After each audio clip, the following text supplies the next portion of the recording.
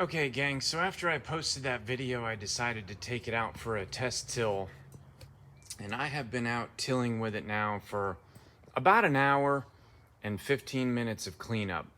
I have a 40 by 40 garden, and the last time it was cultivated was in the spring before I planted last year's garden. And then all I've really done to it since then is turn over the soil to get rid of the weeds. And then, of course, it laid fallow all winter. I will say that I understand why people want counter rotating tines now. However, I'm not sure that they're perfectly implemented on this particular machine. In a nutshell, in counter rotating mode, on that soil that I just described, it would immediately start to turn the soil over and then it can't pull itself forward. It just spins. So you're in a constant mode of having to help this thing when it's in CRT. If you put it in standard rotating tine mode, it seems to want to run away. And I'm not exaggerating. It runs away. The tines will just push it across the ground. So you have to kind of find this sweet spot where it's just barely scratching the rougher parts, but it does a pretty good job turning over the soil and kind of preparing it for planting.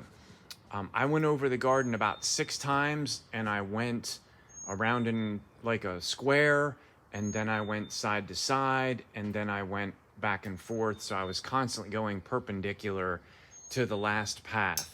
The recipe I found is that you really want to run it in one of the wheel tracks each time you go past. So you're really only cutting half the width that it can cut on each pass. Now that said, it runs faster than my old Troy-Bilt does. It's got a faster speed over ground. It's a heck of a lot lighter and kind of easier to work with.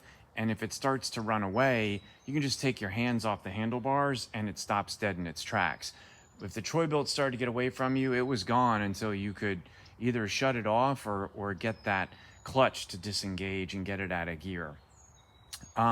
It ran for a full hour and 15 minutes on 1 tank of gas at full throttle the whole time. I left it running while I gently rinsed it off.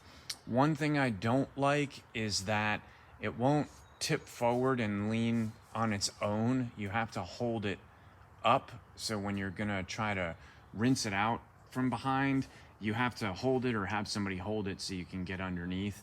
But one thing I did like is that the guard, when you have it tipped up, this guard will stay propped upright and kind of out of your way so that you can spray. But again, you're still gonna have to hold it tipped forward.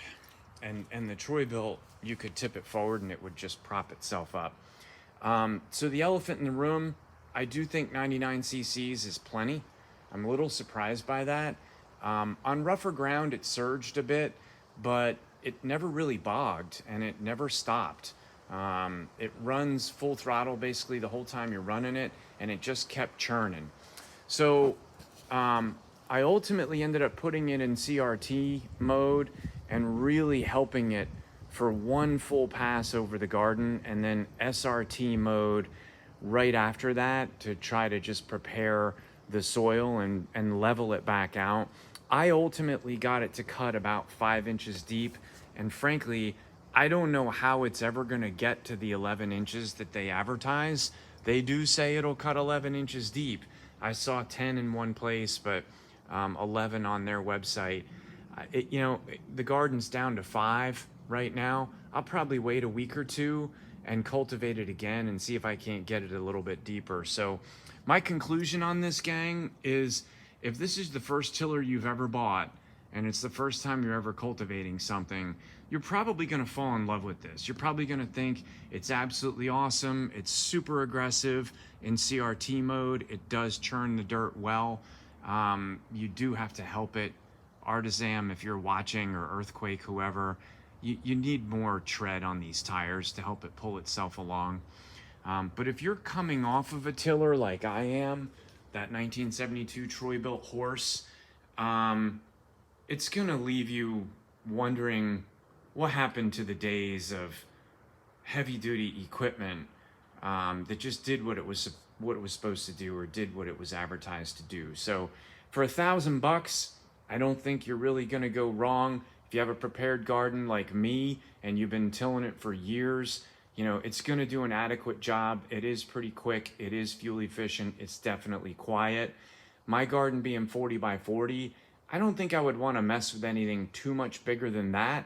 And I don't think I would want to mess with anything that was super rocky. So the jury is out on how it would do on raw ground, particularly in rocky conditions. But for my uses, you know, it was adequate. I'm definitely not as fatigued as I would have been coming off of using the Troy-Bilt, because it only weighs half what the Troy-Bilt weighs. But I had to help this thing in ways that the Troy-Bilt never really needed my assistance. So put your questions or comments below. We appreciate you watching. I hope you got some value out of this, and I'll see you on the next one.